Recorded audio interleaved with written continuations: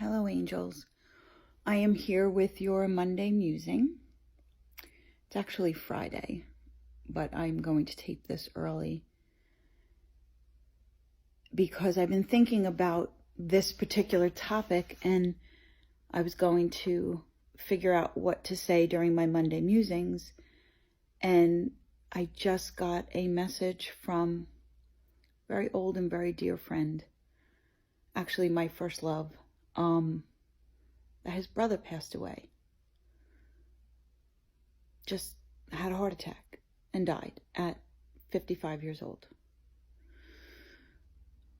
And the topic of my Monday musing was going to be that we're all living on borrowed time.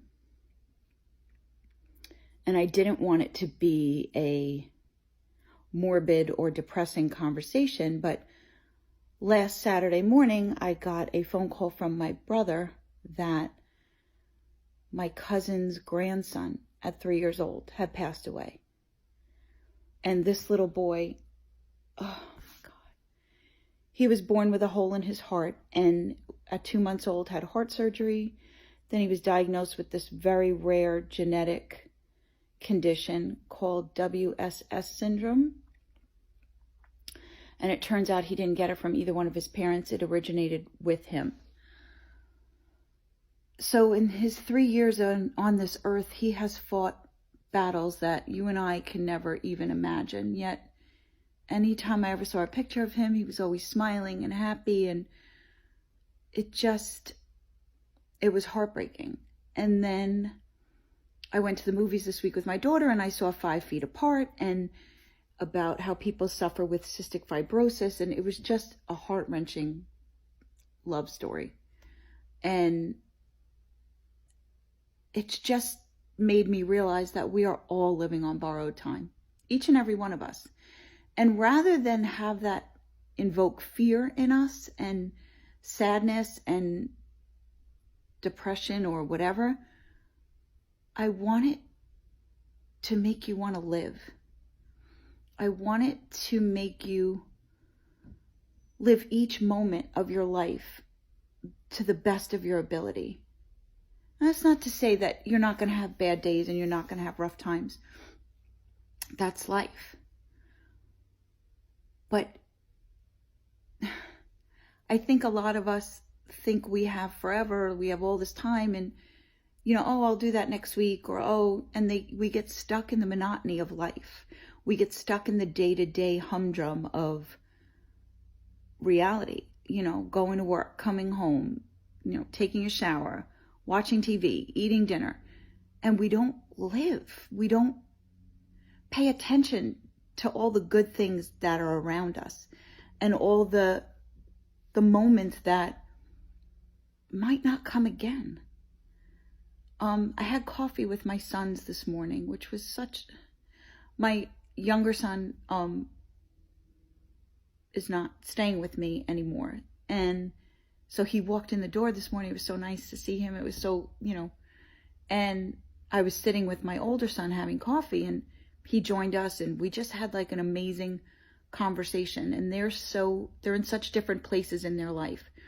My older son is trying to develop a routine and be present in every moment. And my middle son is trying to find a balance between living in the future and the anxiety that can cause and relishing the present. And it was just a really great conversation. And then I was on my way to work, and I was thinking about my Monday musings and how I was going to discuss this topic with you. And I got a text out of the blue telling me that, my friend's brother had died. And I spent a lot of time at their house growing up. I knew his brother well. And it blows my mind. And his mom has been really sick, and now she's got to bury her son. Like, how do you do that? And my cousins last week, they have 2 other little ones that they have to deal with. And I said to my brother, like, how do you go on from that? Like, how do you function? And it just is so eye-opening to me. And it's been on my mind lately about getting stuck in the minutia of life and not living it. You know, oh, I'll do that when, you know, when I get a promotion, or, oh, I'll get to that when I have this much money in the bank, or, you know, when the kids are 5, then we'll go to Disney. No. Do it now. Do everything that you can possibly do to make your life the best it can be right now. Because we are all living on borrowed time. Every one of us. Every one of us, someday our hearts will stop beating, our lungs will stop breathing, and it'll be done. And what kind of impact have you made on the world and the people in your life? How will they remember you? I often think, I wonder how my kids will remember me when I'm gone. Like when we have conversations about my mom. Sorry, I don't mean to get so emotional. When we have conversations about my mom and we laugh about certain little quirks she had, and I want them to remember those things. I want them to remember the good things. And I strive to be that person every day for them. And my friends, I want my friends to remember that I was there for them when they needed me.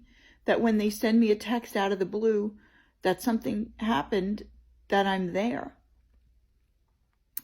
You know, maybe not physically, but I can, you know, be there emotionally, and I can pray for them and do whatever it is that they might need me to do. And